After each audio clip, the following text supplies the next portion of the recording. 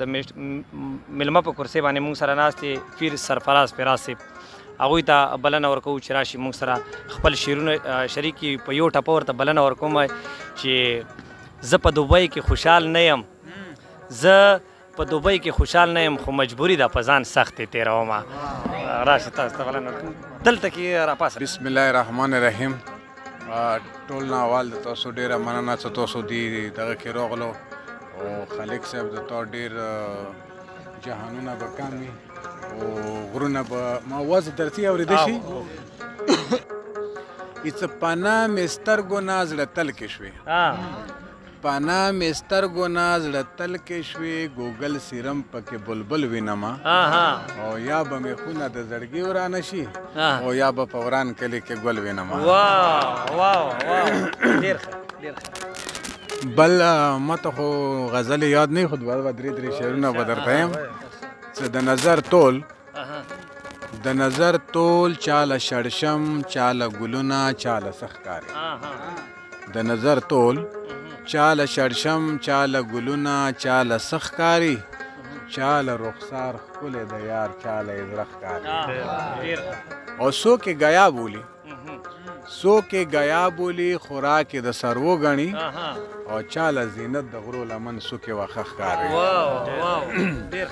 او د چا به پورته جنازه شي خپلواکي به پرېږدي، د چا به پورته جنازه شي خپلواکي به پرېږدي او څوک ډول سورني پې غږوي چاله واده ښکاري.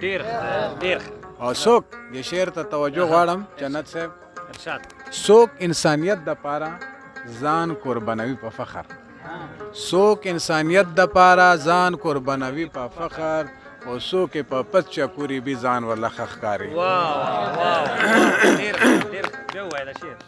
څوک انسانیت دپاره ځان قربانوي په فخر او څوک یې په پس چکوري بي ځان ورله ښه ښکاري. او د یو غزل سپیشلی میلمستې کې تاسو ته ډالۍ څه په تکل به د الوت یم که مې ماتې وي وزرې، په تکل به د الوت یم که مې ماتې وي وزرې، د رڼا لره کفي دی کله بل چې وي بسرې. د اعلی او د ادنا په منځ کې څومره فاصله ده، د اعلی او د ادنا په منځ کې څومره فاصله ده، د ادنا په خوله کې اور وي د اعلی په خوله شکرې. او د مردار خوراک نه کړم د معیار په تول پوهېږم، د مردار خوراک نه کړم د معیار په تول پوهېږم، خوښ نه هر د غره په سر یمه چې وایمه سندرې. د مردار خوراک نه کړم د معیار په تول پوهېږم، خوښ نه هر د غره په سر یمه چې وایمه سندرې. بس زه ځم په مخه ځمه نه ستنېږم نه ودرېږم، بس زه ځم په مخه ځمه نه ستنېږم نه ودرېږم، د اسمان نه پورته خېجم په چا نه کوم لښکرې. او زه د هغې خوب تعبیر یم چې جانان مې دې لیدلی، زه د هغې خوب تعبیر یم چې جانان مې دې لیدلی، زه په هغې زنګو زانګم چې سنګلې لري سترې. او زه د هغې نسل باز یم، توجه غواړم، زه د هغې نسل باز یم چې انداز یې ټول بدل دی، زه د هغې نسل باز یم چې انداز یې ټول بدل دی، خیر دې مړ دې شم د لوږې بچي نه خورم د کوترې. ډېره مننه. زه د هغې نسل باز یم چې انداز یې ټول بدل دی او خیر دې مړ دې شم د لوږې بچي نه خورم د کوترې.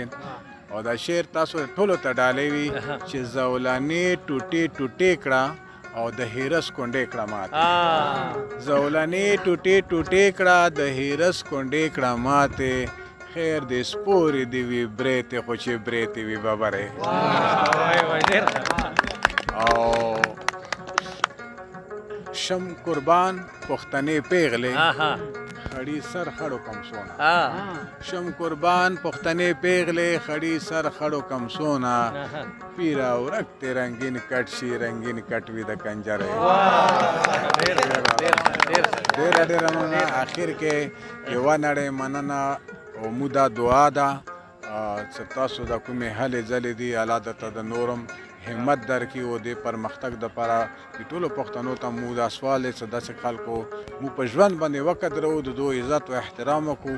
یو ځلې چې کله دا خلکو نظر نه پناه شي بیا نه کېږي د دغو خلکو احترام عزت مرسته په هر قسم کومک دپاره یعنې خپلې هڅې دغه وکړو. ډېره مننه. تاسو نه هم ډېره مننه.